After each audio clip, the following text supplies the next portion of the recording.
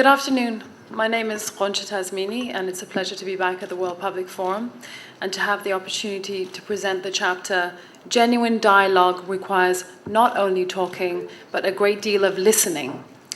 In this chapter, I engage in a conversation with Professor Fred Dahlmeier, who I'm sure many will agree is a truly multidimensional thinker befitting the needs of a multicultural era. And that explains why this chapter is a celebration of diversity.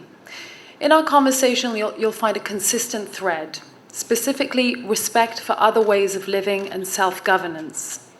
The strength of this chapter is that while it is theoretically grounded, it is also a policy-relevant exchange. What is remarkable about the chapter is that although it was compiled over a year ago, it anticipated many of the gridlocks that we see today, particularly in the Arab world. Specifically, the fact that democratic revolutions do not automatically beget democratic institutions. In post-authoritarian Arab societies, the prospects for democracy remain unclear.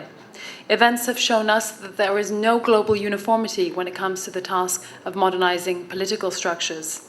The chapter accounts for this predicament by arguing that a one-size-fits-all path to democracy does not permit a clear understanding of internal change.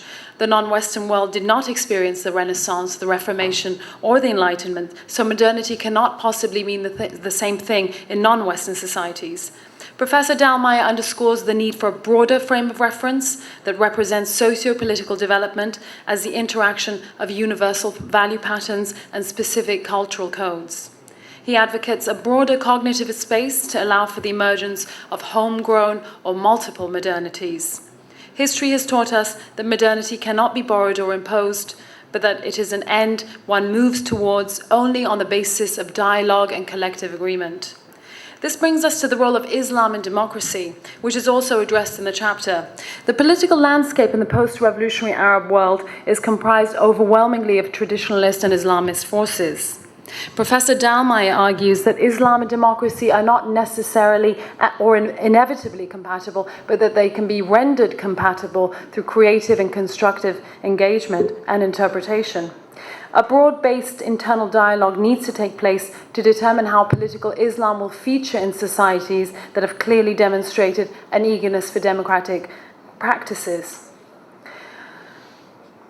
The chapter cautions that a middle ground must be maintained. While it is important to focus upon local experiences, it is essential to also embrace some of the institutional benefits of the Western world.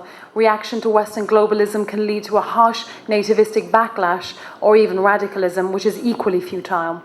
The chapter quotes Gandhi, who said, "The means and the ends have to be consistent. That is, democracy can only be established democratically and not through the kind of violence that we see today." The challenge is to reconcile diverse sectors of society with the objective of building a shared vision of modernity. The West can contribute to this vision by overcoming its impulse to homogenize or orientalize or control the other. The chapter makes the case that the Arab Spring may yet turn out to be a spring, but that the nature of that spring needs to be determined by Arab societies and on their own watch. Institution building is a long-term process, so we cannot judge the Arab Spring on a seasonal basis. This brings me to the case of Iran. In my presentation last year, I said that the West could encourage Iran's development by acknowledging that the Islamic Republic of Iran has no precedent in modern history, and that it is very much a work in progress. 1 year later, we see the amount of progress that Iran has achieved. In his address to the United Nations General Assembly, President Obama mentioned Iran 26 times, more than he did any other country. While the Iranian and American presidents did not meet at the United Nations General Assembly, Obama ended up making an historic phone call to President Rouhani, which I consider as good as any handshake. There is renewed hope in rapprochement. The prospect of a US-Iran thaw shows just how dated and futile the clash of civilizations narrative really is. We all know that the discursive field has an important impact on political praxis. And this chapter makes an urgent plea for a new discourse that cultivates new intercivilizational bonds, this time grounded in the active engagement and participations of cultures and peoples on the ground. The first step in uprooting this clash regime is a meaningful dialogue, a dialogue that is not just about talking, but about listening, or what Professor Dallmayr refers to as the great art of deep listening, without prejudgment or the impulse to dominate. The road to improved relations between the US and Iran will be rocky, with 34 years of mistrust and suspicion.